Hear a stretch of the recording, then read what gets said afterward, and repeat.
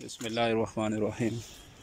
कब्रिस्तान मीडिया में हम फिर मौजूद हैं। कब्रिस्तान में देख सकते हैं मनाजिर आप। सुबह का वक्त है और एक जनाजा भी उस तरह से लोग जो है वो पढ़ के ला रहे हैं। एक और कब्रिस्तान में कब्र बनाई जा चुकी है। बारिशें इन दिनों जारी हैं।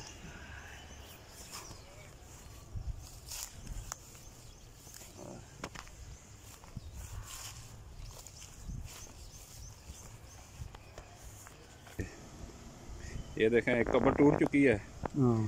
क्या कहते हैं जी आप कि ये किस वजह से टूटी है?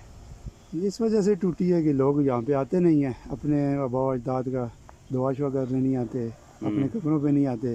ये दोनों कब्रें टूटी हैं ना? हाँ जी, अगर ख्याल ना किया जाए कब्र का तो फिर इसी तरह टूटेगी ही ना, और क्या होगा। तो बारिशों का मौसम आ चुका है। बारिशों का मौसम आ चुका है तो फिर उस वजह से जो भी कब्रें हैं वो गिर जाएंगी, मट्टी उनके अंदर चली जाएगी। जब कब्र पे आप आएंगे नहीं तो यही हाल होगा। तो आप लोगों को क्या कहते हैं कि सिर्फ सावन में ही आए तो हर महीने में आए?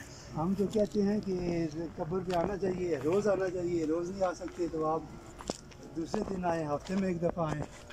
आप अपने जो है वो आबा अजदाद की कब्रों पे आए, देखिए अल्लाह और उसके रसूल का हुक्म है, दुआ शुआ किया करें। हाँ, देखें ना नाज़रीन, ये आपको बताया था कि यहाँ पे एक जनाजा आ चुका है और वहाँ पे एक तदफीन हो रही है। ये लोग आ रहे हैं। लोग तब भी आते हैं जब कोई इनका अपना मरता है। क्या कहते हैं जी आप, ये क्या वजह है? वैसे तो नहीं, आजकल मसरूफियात बहुत ज़्यादा है, लोग टाइम नहीं दे सकते किसी को। इस वजह से बस जब जनाजा होता है तब भी आते हैं, वही बस उधर से ही कब्रिस्तान से अपने अपने घर चले जाते हैं। तो असल जो घर है वो तो कब्रिस्तान है, वो तो सबको। तो ये लोगों को क्यों नहीं इस बात की यानी कि तलकीन आती कि ये क्यों नहीं इबरत हासिल करते? कभी भी नहीं आएगी। अब मीडिया का दौर आ गया, नेट का दौर आ गया, लोग मसरूफ़ हैं अपने नेट में, अपने मोबाइल में, टाइम ही नहीं मिलता। अगर 4 लोग बैठे हुए हैं, चारों अपने अपने मोबाइल के साथ है। देखें ना नाज़रीन, ये इतने लोग अभी कब्रिस्तान और कब्र के इर्द गिर्द इकट्ठे हुए हैं, बहुत सारे लोग। तो बस ये टोटली थोड़ी सी देर है इनकी, है भी गर्मी है आज।